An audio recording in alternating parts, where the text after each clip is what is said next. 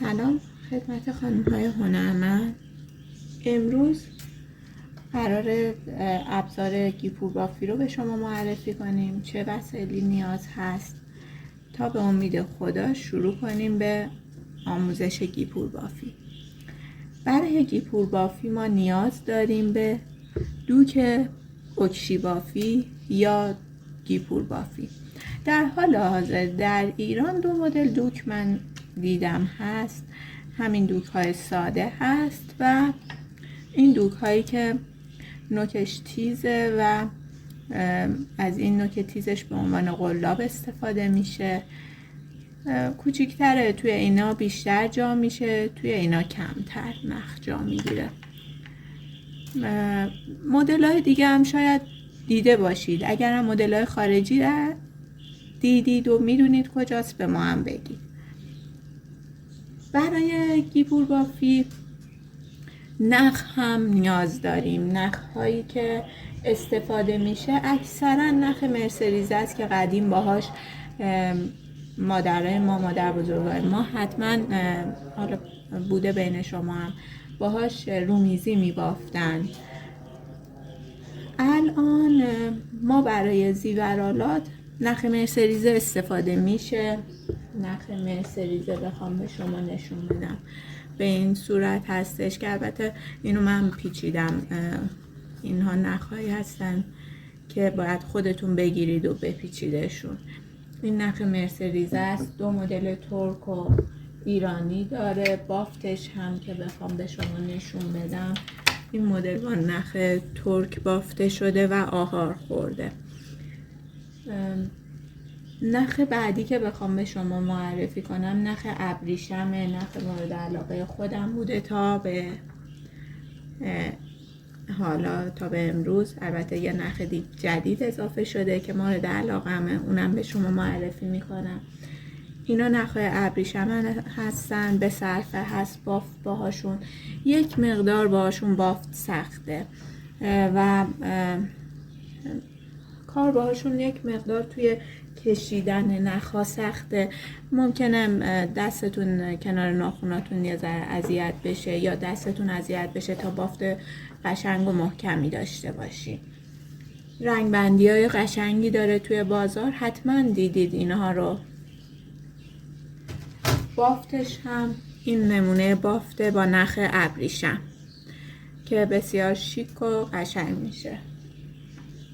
و نخ بعدی این نخ هست، بسیار ظریف، کاپلان هست اسمش و خیلی بافت ظریفی داره و قشنگم هستش. نخی که نخهای زردار هستن، این هم مارکش کاپلان بوده اگر اشتباه نکنم. نخهای زردار هستن. این اما نخ زردار ساده بوده. و جدیدترین نخی که باهاش آشنا شدم و توی پست‌های قبلی هم میتونید ببینید، نخهای خارجی هستن که پیجشون هم براتون گذاشتم. این نخها هم ظریفن، هم این که نخ موم زده، نخ تابیده موم زده هست اسمشون. ظریف هستن. این نخش 14 بود سایزش و ایستایی خوبی داره، نیازی به آهار نداره و از نظر ماندگاری فکر میکنم چون ما داریم زیورآلات میبافیم و یه کار سختی هستش و براش زمان میذاریم، فکر میکنم اگر یکم هزینه کنیم و نخ مناسب تهیه کنیم این ماندگاریش بهتر باشه در طول زمان و قابل شستشو هست. این نخ قابل شستشو هست و کیفیت خوبی برای بافت داره.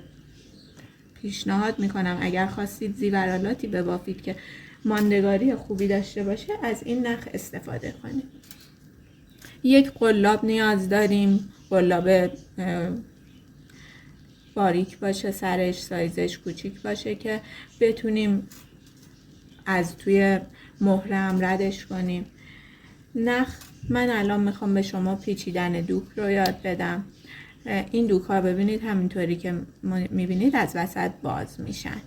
این دوک‌ها از وسط باز میشن، اما این دوک‌ها بذارید بازش کنم ببینید. این هم نمونه اون دوک‌ها که تیزه سرش و جای قلاب استفاده میشه که به این صورت هست، از هم باز میشن و نخ داخلشون گذاشته میشه و پیچیده میشه. الان ما نخ رو میذاریم و شروع میکنیم به پیچیدن.